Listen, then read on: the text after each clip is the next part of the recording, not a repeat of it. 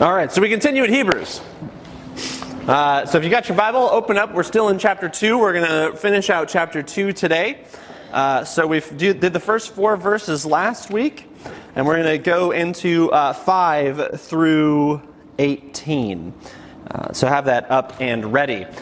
Refresher, Hebrews 1 makes the argument that Jesus is far superior than the angels. Spends a lot of time, a whole chapter, dedicating to the superiority, right? The supreme Jesus.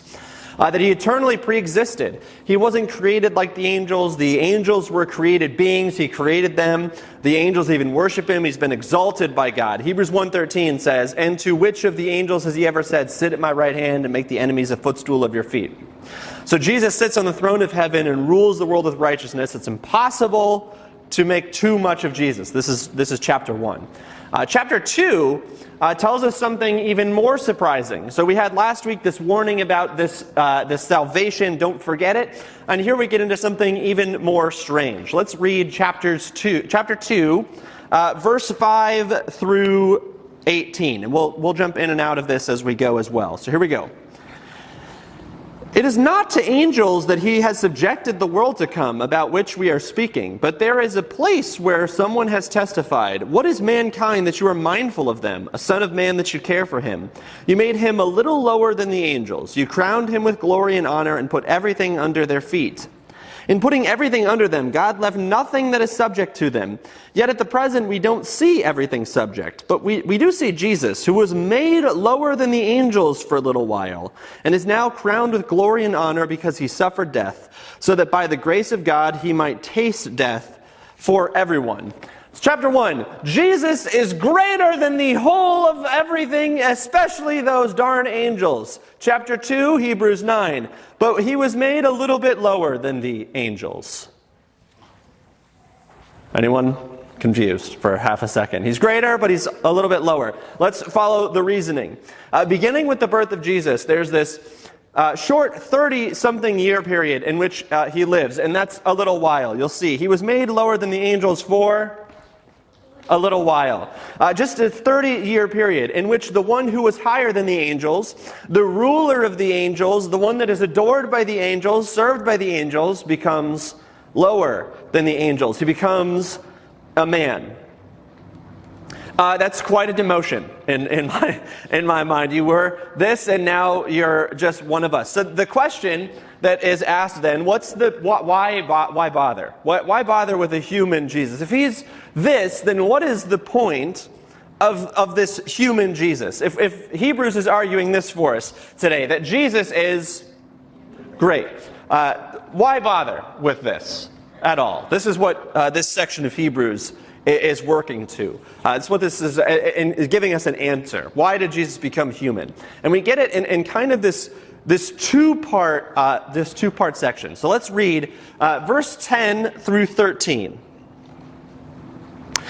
"In bringing many sons and daughters to glory, it was fitting that God, for whom and through all things exist, should make the pioneer of their salvation perfect through what he suffered. But the one who makes people holy and those who are made holy are of the same family. So Jesus is not ashamed to call them brothers and sisters. He says, 'I will declare your name to my brothers and sisters. In an assembly I will sing your praises.' And again, 'I will put my trust in him.' And again he says, 'Here I am, the children of God has given me.'" Jesus became human. Jesus is human so that he could become one of us. That is as straightforward as that you can make anything sound. He became human so he could be human, like we are. Okay? God can do a lot of things. There are some things. This is going to sound weird for half a second. There are some things God can't do. He can't contradict his nature. He can't sin, for instance. That's contradictory to the nature of God. It's impossible for God to sin, to do something completely illogical and against the nature of God. And until the birth of Jesus, God couldn't say from experience that he knew what being human was.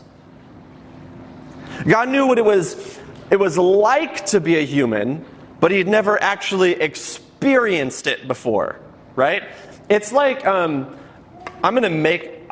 I'm assuming this is I'm making this up as I go at this point. It's like, I would imagine going to medical school. I remember I was very young at the time. My sister going through med school. We'll see how close I am here, Val. Jenny at one point said they did the thing where they put you in a room with a body and they cut it open to see who's going to make it.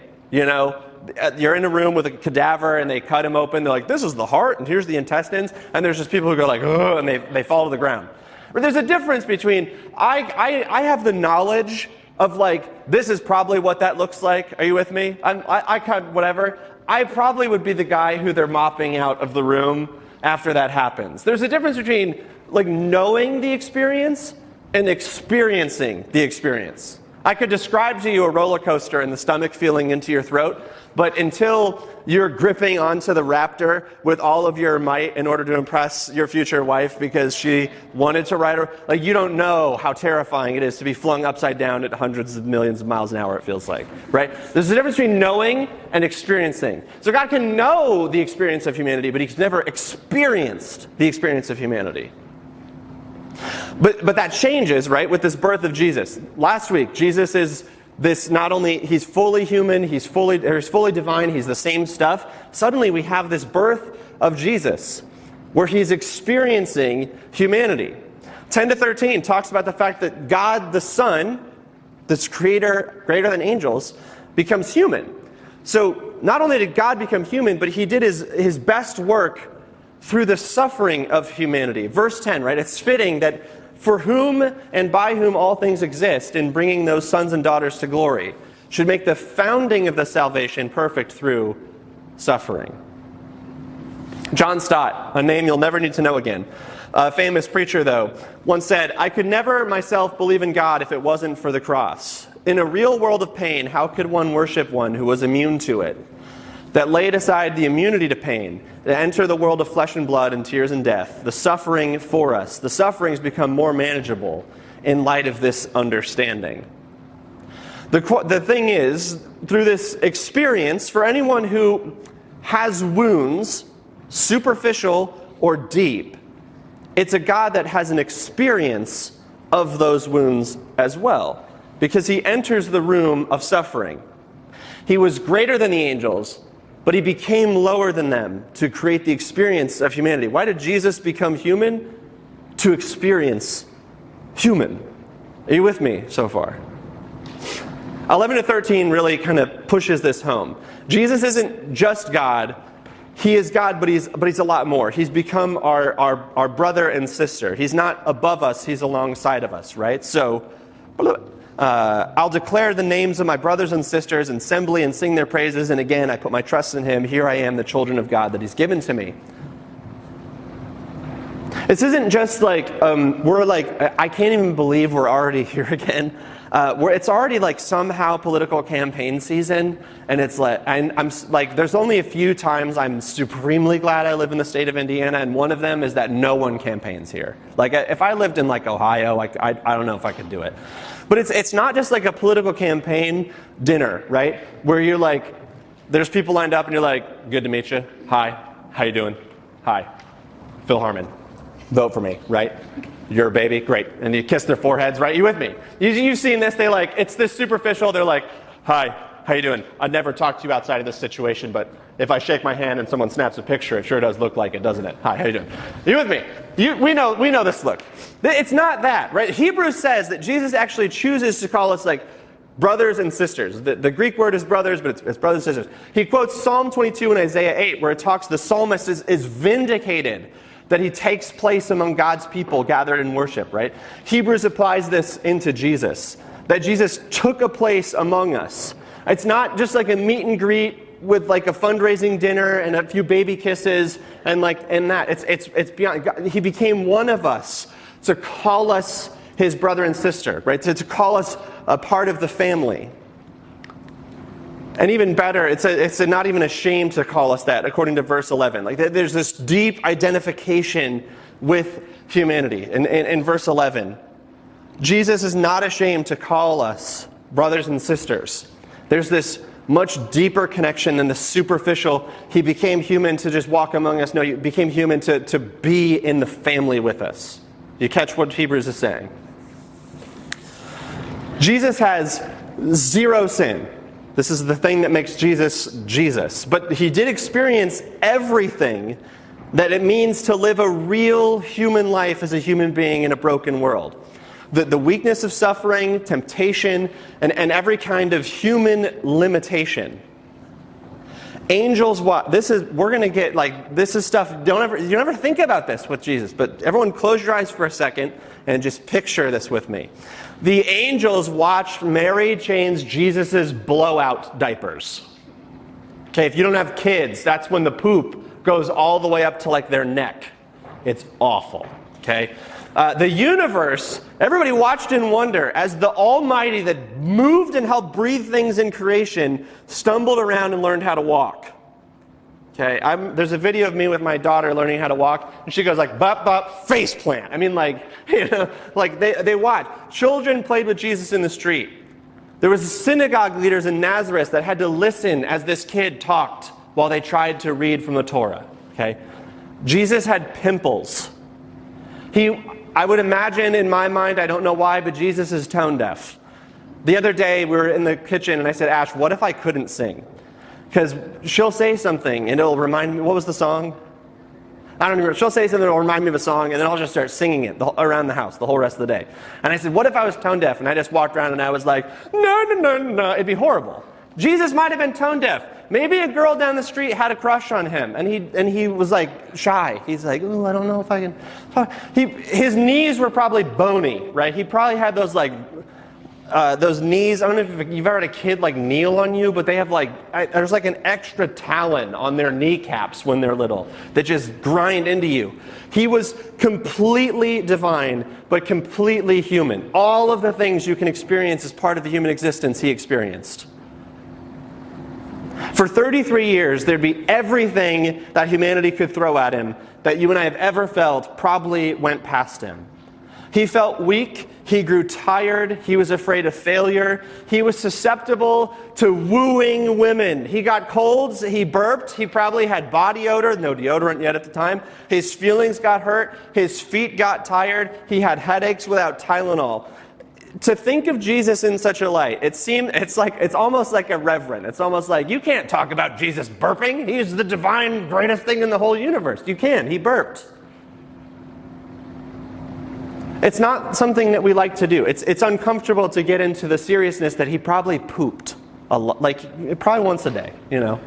It's normal. It makes a lot easier to keep the humanity out of the incarnation, even though this is what we're talking about.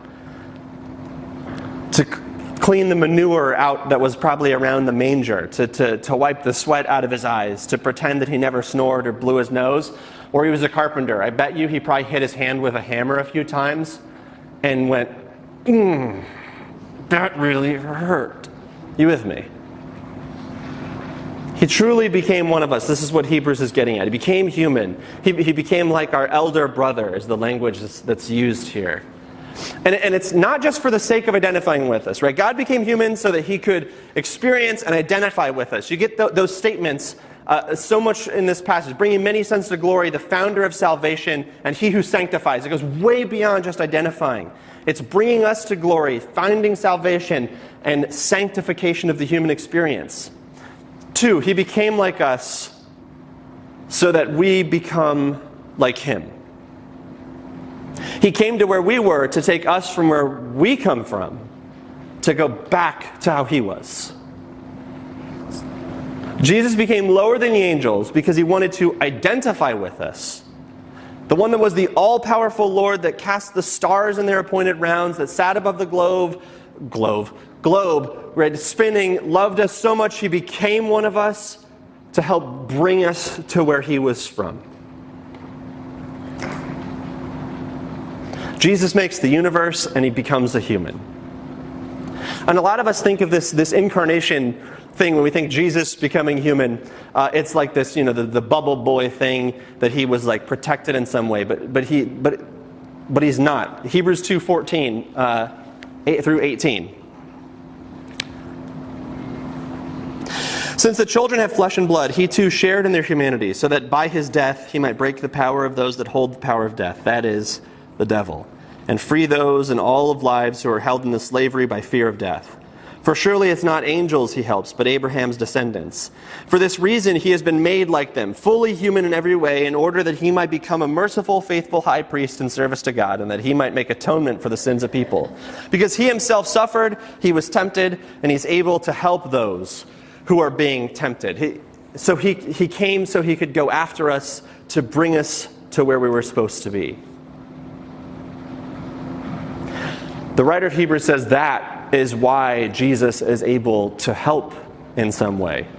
He was tempted, he suffered, and because of that, he's able to help humanity. We often get to this thing where we go, Jesus or God can help us because he just can order the whole universe to do whatever he needs it to do. That's why he's like Harry Potter. He just goes, Aloha Mora, and the doors pop open. Are you with me? This is I almost just said Avada Kedavra. That's the... Yikes, guys. What's another one? Not that one. Wingardium Leviosa, and then boom, everything starts flying through the air, right? This is what we think of, like waving a wand and magic starts to happen.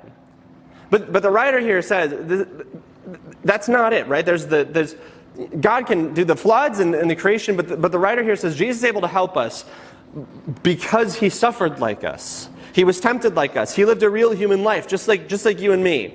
He can help because he knows what it's like to be us. So Jesus, this one of the triune faces of God from the very beginning, can empathize with you and me because he suffered and he was tempted. He's able to share in your feelings, your emotions, your sufferings, because he came to earth and he walked among us and he was together in our human existence. God taking on this flesh and blood in Jesus means that Jesus has the full experience. God has the full understanding of what it means to be a human on the earth. And so when the writer of Hebrews talks about Jesus' suffering, like you and me, we often just go, we just go right to the very end. We go, yep, he was nailed to a cross. That's awful, right? But let's go through his life here. His father died at a very young age, at a time when your oldest male in your family was your connection to all of society. He lived as a refugee for a while. They had to flee to Egypt because they were trying to murder him as a little kid. He grew up again without a dad. In a culture where having two was normal, if you were outcasted, if you didn't have two, he had just the one. His family, if you get into Mark and Matthew, at points they're like, hey, you're a little crazy. Maybe you should come home. His family thinks he's nuts. He was criticized by everyone in power, religious leaders especially. His best friend died. Powerful people mocked him. He lived in poverty. Tradesman carpentry isn't like, there's a reason he sleeps in other people's houses a lot through the biblical narrative. He's traveling. It's not exceptionally wealthy. He was hungry and thirsty for 40 days while being tempted in the desert. He was pained by injustices that he saw. He saw injustices and wept over them. He was publicly humiliated and tortured. He wept at his friends' deaths. He bled. He was betrayed by the people he thought were the closest to him. Those in religious power called him a blasphemer against the will of God. His students, the people that he trusted to walk with him for the whole time he was on earth when his ministry started, at the very end, they denied even knowing him. He suffocated. That's how you die when you're crucified. You end up not being able to push yourself back up enough to breathe. So your lungs collapse in and you can't breathe. He didn't meet people's expectations, right? We had John did not, like, are you who I'm waiting for? And then he died. There's the one we always remember. That's not even close to an exhaustive list. That ignores all the time he stubbed his toe, had to pop blisters, drain things that were filled with pus on his feet from walking in the desert, obviously. The infections, colds, plague, whatever it is. Stomach flu. In becoming human, God chose to make himself completely vulnerable to the things that we experience, the pain and the suffering that is part of the human experience. And his life is completely filled with it. God becoming human in the Bethlehem stable allowed God the Son to do some things for us that would have been otherwise completely impossible. When we think about the promises of the good news, this gospel, right? When we think about it, we think about these promises of Jesus, and what we see in Hebrews is the Jesus that comes to us and promises these things. The one that says in Revelation, "I'll wipe every tear from your eye," is the one that had tears in his eyes at his friend's death. The one that says, "You'll never be hungry or suffer or thirst again," because was hungry and thirsty for long periods of time. The one that said, "No more mourning or crying over the death of loved ones," says, "I know what death is like. I cried and experienced the pain of loss." The one that says, "Peace," was the victim of political violence. That says, "You'll be healed and whole," was the one who had his legs broken on the cross. The promise of the good news, the promise of the gospel, is that Jesus is that we're not alone in our human experience, but we actually are experiencing it together with the God that is above the angels. Whatever you've experienced, whatever suffering you walked up into this room with today, you never have been alone in it, right? The God that made you and sustains you for 30 years walked in your shoes and experienced the pains and the sufferings that the world offers.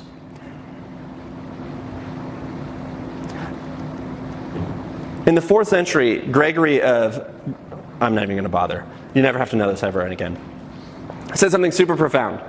I want to read it a couple times because this is the answer. Why is Jesus human? This is the tie it all together. Here it is. I'm going to say it. Think about it. I'm going to say it again, and then we're going to say it together. Okay? Say it. Think about it. Say it together. Got it? Great. Here we go.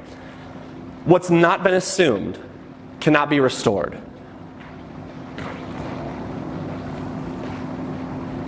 Assumed as in brought into the fold, like to assume, not like what's not been, I guess, right? Not that kind of assume, but like to assume something, to bring it into, okay? What's not been assumed cannot be restored. Say it together here. What's not been assumed cannot be restored. What that means is, in order to deal with humanity's problems, God himself became a human to assume the problems of humanity.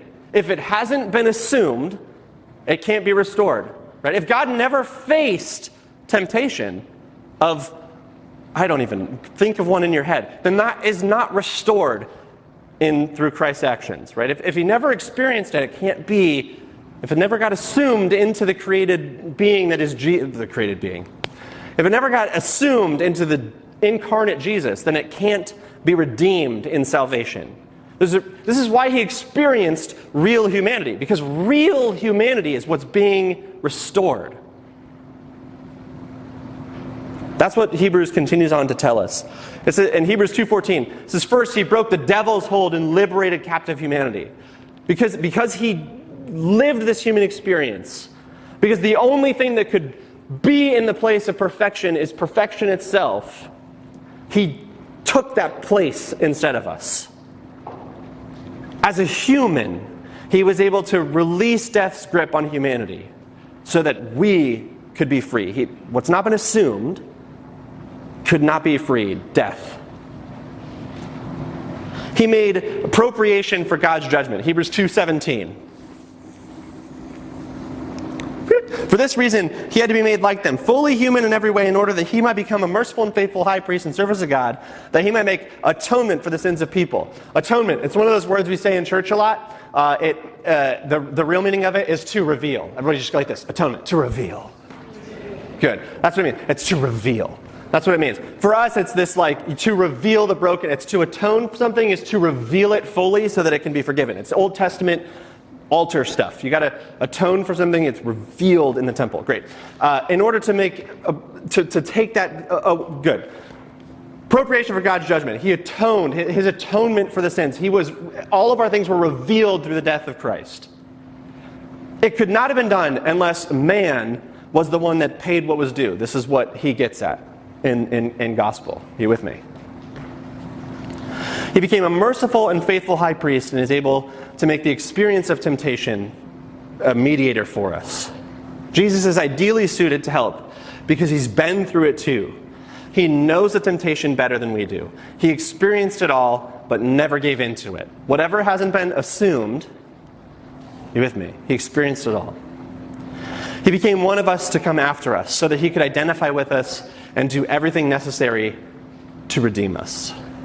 That's why when you read the Gospels about Jesus hanging out with sinners and not being ashamed to call them his kin, that's why you delight in eating and drinking with them in the Gospels. That's why he was willing to die for them. He became like you. For you he died. If it's not been assumed, it can't be redeemed. How do you like even respond to something like that? You receive it with empty hands of faith, right? And just picture that for you. I'm going to play a clip from a movie. I'm going to spoil a movie, I guess. Whatever. If you haven't seen it now, too late at this point. I watched this movie in theater with my wife, and this scene came on, and I like in the theater, packed. I leaned over to Ashley, and I said, "That'll preach." Okay? I'm going to watch just this scene. I walked out of the movie and I said, man, that is the greatest representation of incarnate, like, we'll talk about it afterwards if we have any questions. I don't even know. Here we go. You ready? I love that scene, man. I just love it. Do you catch it, though? I can't let you go down there without knowing what it is you're getting into. Humans die. Ideas live forever. But he became one of us to show us what we could become. Jesus is human. Let's pray.